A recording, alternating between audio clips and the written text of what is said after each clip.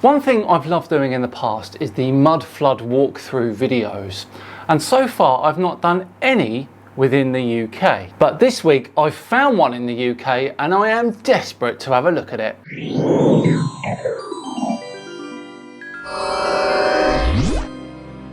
Hello all and welcome along to another episode of Tinfoil Tuesday with me, Simon Dan. Thank you very much for joining me. Before we begin today, huge thank you to the sponsors of today's video, Omaze. I'm super excited to be working with Omaze to offer you the chance to win an Audi RS e-tron GT and support a fantastic charity like Oscar's Kids. You just need to go to omaze.com/Simon and enter for your chance to win. What I love about Omaze is it gives people the chance to dream big and offer once in a lifetime prizes, all whilst helping non-profits make the world a better place. This sustainable approach to fundraising means that non-profits can spend less time and money on raising funds and instead focus on serving the needs of their communities. Today, Omaze has raised over $150 million for charities.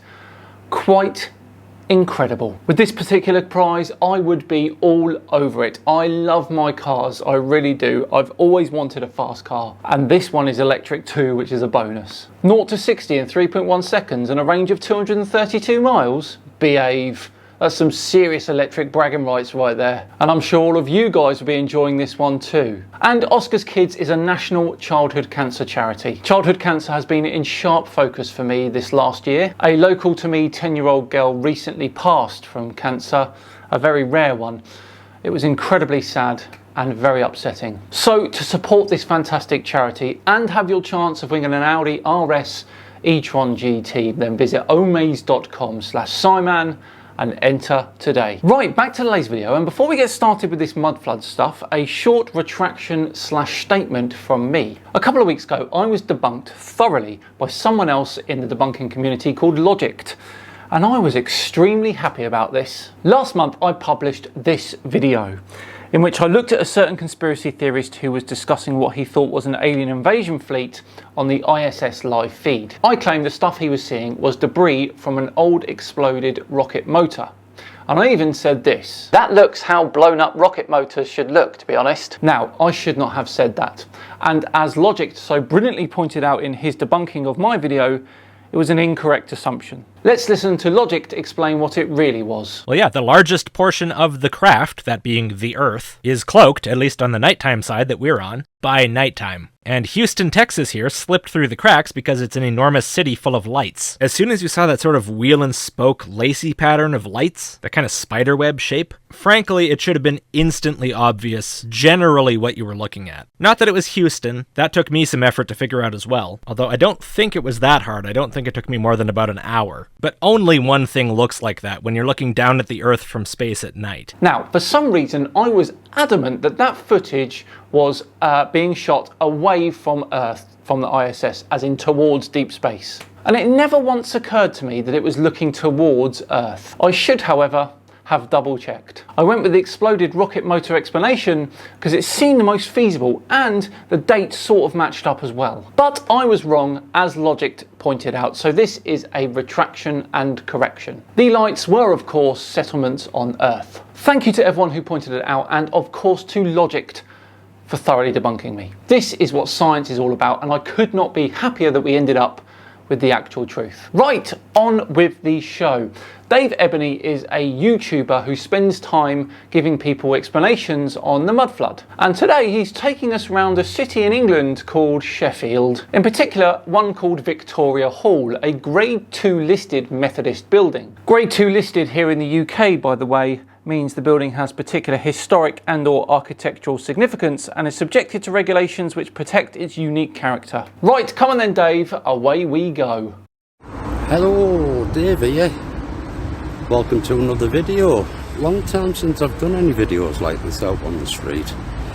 But when I saw this building I couldn't resist really.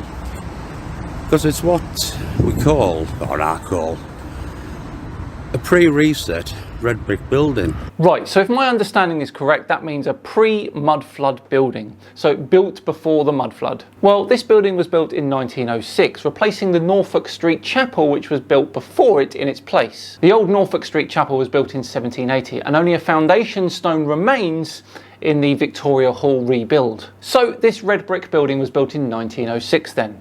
Are we expected to believe that the mud flood happened after that? Now what that basically means is that building, I would think, will have a Victorian build date on it. Not quite. The Victorian era ended in 1901, but they did name that hall after Queen Victoria. But as you go looking for the evidence, you quite often find that's not true. Most of these red brick buildings were built long before the 1800s. Well, bricks were used in England as far back as the 12th century. But your comment doesn't really prove anything because the UK sits on swathes of clay. It can adapt very well to the ever-changing climate here in the UK and it is waterproof, so why not use clay? And they are all mud flooded. Are they though, Dave? Because there isn't really any evidence for this, is there? What that means is they've got levels below ground, but them levels below ground were once opened up onto the street. A basement level is extremely common, or was back then in the UK. I don't see how a basement level is proof of a mud flood. Sounds bad, I know. But I'll have a look around the side and I'll show you what I mean in a minute.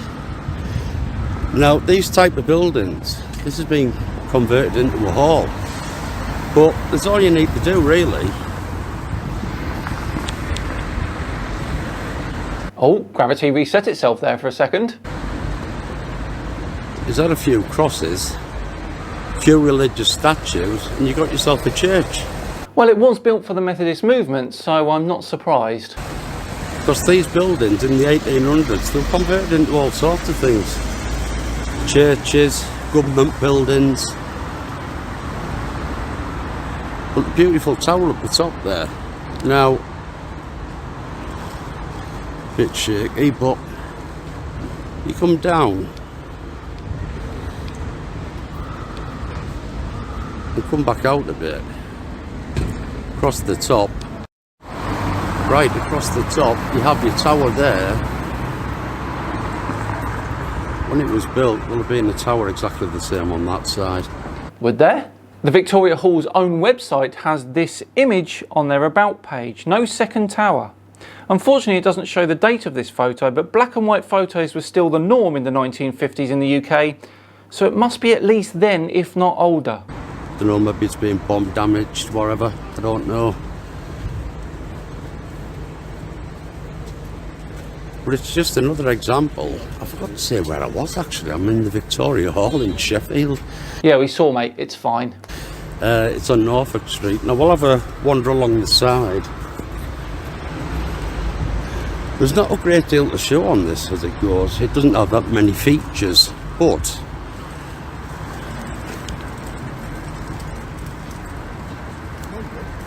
you know, just look up the road. All these buildings, they're all built in another time. Well, I've learnt something new there, Dave, thank you. They weren't built in Victorian times like we're told, and like the history books tell us. So we'll have a walk along the side, see what it's like along here.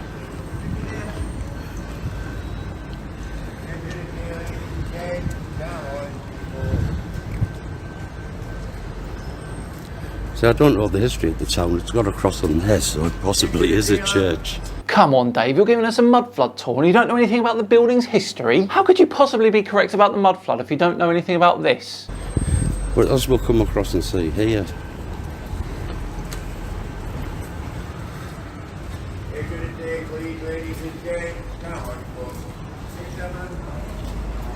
I think these are the tops of full-length windows.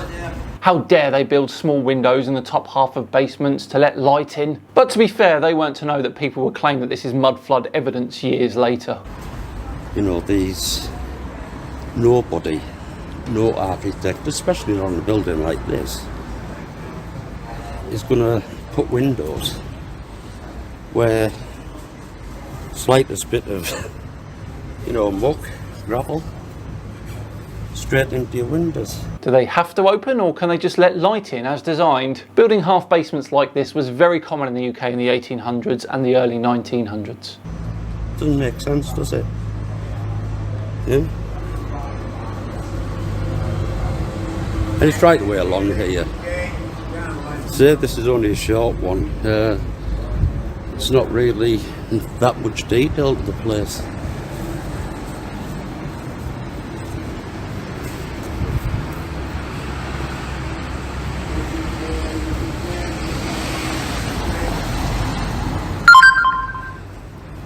Oh, actually, I'm going to have to stand corrected on this, because up there,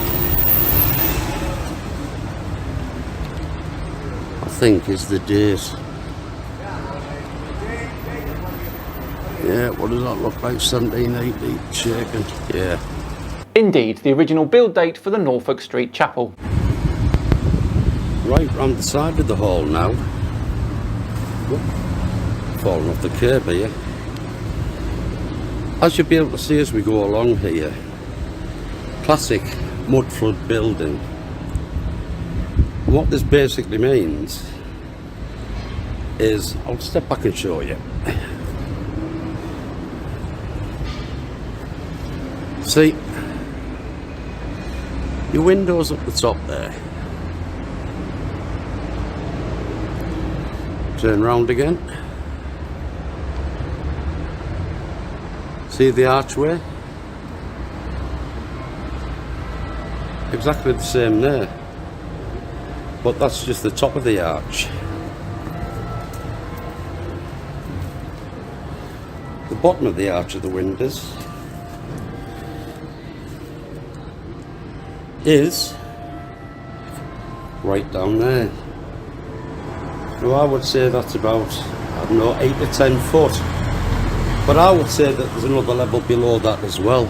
You would say? Do you know if there is? Have you been there? Have you been inside? No. So instead of speculating and coming up with God knows what theory about this place, go in there, learn some history and realise it's no proof of a mud flood whatsoever. Sorry everyone, these ones annoy me and please me in equal measure. So we're going to leave Dave here for today and wrap up another Tinfoil Tuesday. I wonder if we'll have another look at Dave at some point.